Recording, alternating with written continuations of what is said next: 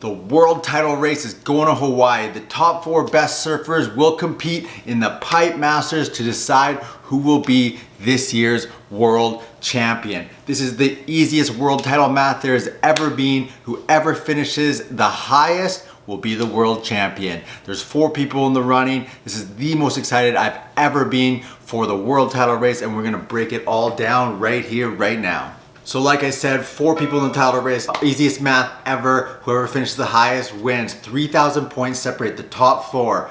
Italo Ferreira comes in wearing the yellow jersey number 1, followed by Gabriel Medina, Jordy Smith, and Philippe Toledo. Starting with Italo Ferreira. This guy is a monster. What a rise. Started out, he's got his very first win last year at Bells Beach to beat Mick Fanning in his last heat. He surfed wearing the jersey, and since that time he's gone on to win several events, and to go from that point to having his very first win last year to be wearing the yellow jersey in Hawaii is simply incredible. That rise is insane. He's got the skills, he's got the competitive nature, and he's able to play the games. He's such a fierce competitor, and the skills, he's guaranteed he's gonna have multiple world titles.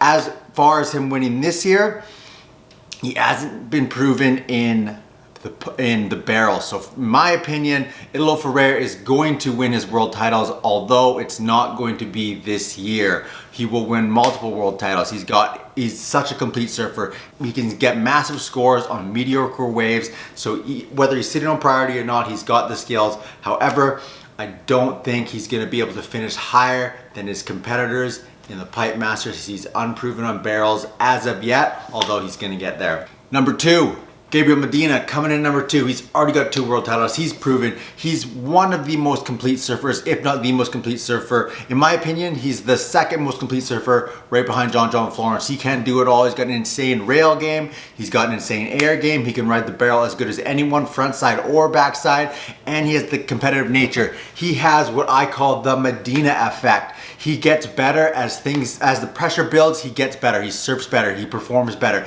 and he's always done that. He didn't have to learn that. No one can teach that. No one showed him how to do that. He just had it.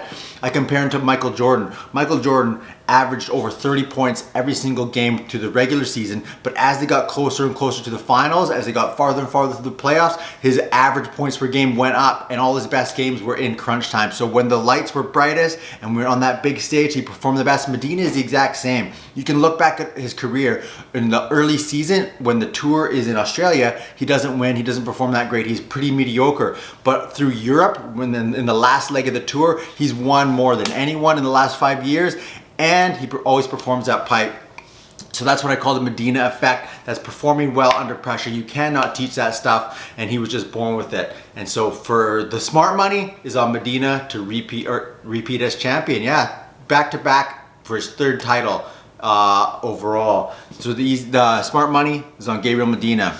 Coming in next, my boy Jordy Smith. Now this is Jordy Smith's last chance to win a world title. He's been in the running a lot of times, and last year he faced Gabriel Medina in the semifinals, and in my opinion he beat him. And a lot of people's opinions, he beat him.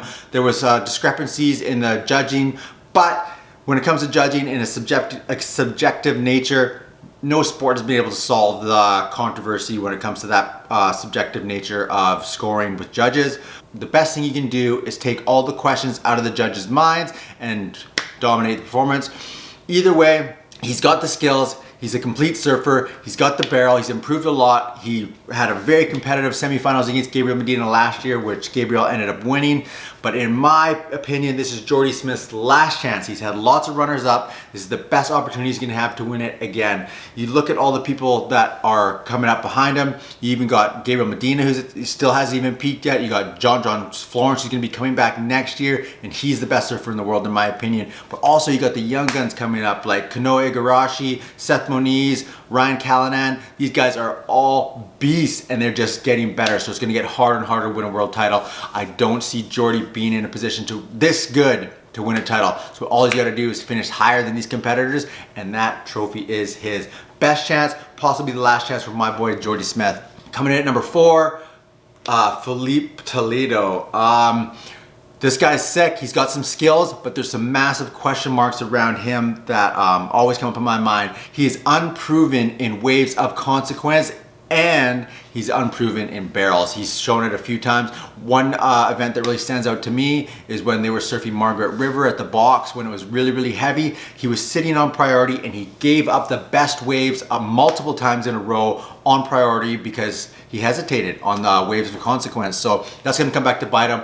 The one rule you have to remember, you have to be a complete surfer to be a world champion. No barrel, no trophy. So Philippe Toledo, he's still got some work to do. He could easily be a world title, or he could easily be a world champion in the future. He's got all the skills. He's growing really, really fast. He's getting better and better. He's always in contention, but he's missing some crucial pieces. Hopefully he can improve on this and build those skills that needs to be a world title, but not this year. And another big story, John Florence is coming back to surf at Pipeline 5 months after having a season-ending knee injury. He's back at the very end of the season because he's fighting for that Olympic spot. Top 2 finishers in each country get a guaranteed spot on their country's team in the Olympics next year in Tokyo. Kelly Slater is 3,000 points behind him. So whoever finishes above the other person gets that extra spot. Kolohe and Dino get spot number 1 for Team USA. So spot number 2 is gonna go to John Florence or Kelly Slater. Clearly, this is Kelly Slater's only chance of surfing the Olympics, as they only happen every 4 years. He's 47. The next Olympics, he'll be 51. There's no way he'll be surfing competitively at that point. John Florence will have other opportunities, but he does not want to give this up. John Florence has never won at Pipeline. He's been in 2 finals where he lost. Last year, when he came back after his knee injury, he was off for a full year. He surfed incredible, and he's been off for 5 months, surfing at his home wave where he grew up. One of the best pipeline surfers in the world, surfing against Kelly Slater, who is the most decorated pipeline surfer of all time. He's won it more than anybody else. He's won more world titles than anyone else. However, he's at a point in his career where he is a lot less competitive. He's, in his mind, he has that competitive nature, but as a performer, he hasn't been able to compete with the best guys the way that he used to. And he's 47 years old. What he's doing is incredible. So he really, his competitive nature wants him to make the Olympics. The possibility is there. He has to finish above John Florence. My prediction is that he won't. Although I'm a huge Kelly Slater fan, I love the guy, love what he's done, love the way he represents what is possible as a human by really investing in yourself as far as an athlete and the mind, the body, and connecting it all to being an elite performer at his age. Something that I love. John Florence is the best surfer in the world right now. I don't think there's any questions about it. He is the most complete surfer. He can do anything on any kind of wave. The only question mark is he's coming back 5 months after a knee surgery, reconstructed ACL. I would like to see him take a lot longer time to rehab that to be safe, because if the chance of re-injuring it are definitely there. I'm no expert on knee surgeries and rehabbing them. However, I know that he is rushing back. If the Olympics weren't on the line, there's no way he'd come back to surf pipe because the world title isn't on the line. So he is pushing himself. He is rushing back to achieve a goal that he thinks is worth the risk.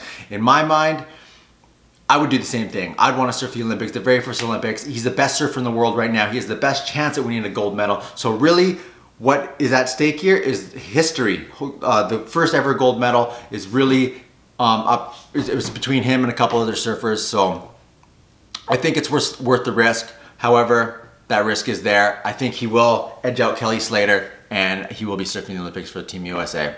The other important story here is there's 3 Brazilians in the hunt for the world title. Only 2 of them will get spots on the Brazilian Olympic team, and you can bet that it's going to be Gabriel Medina and Italo Ferreira. Like I said before, Philippe Toledo is just unproven in waves of consequence and barely in waves. So you can look to see Italo Ferreira and Gabriel Medina surfing the Olympics for Brazil.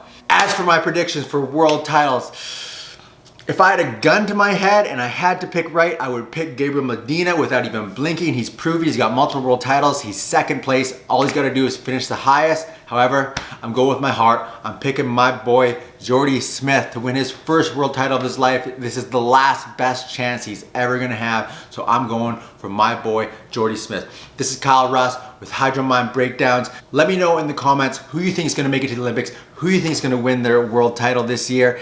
And if you like this video, please hit like and subscribe.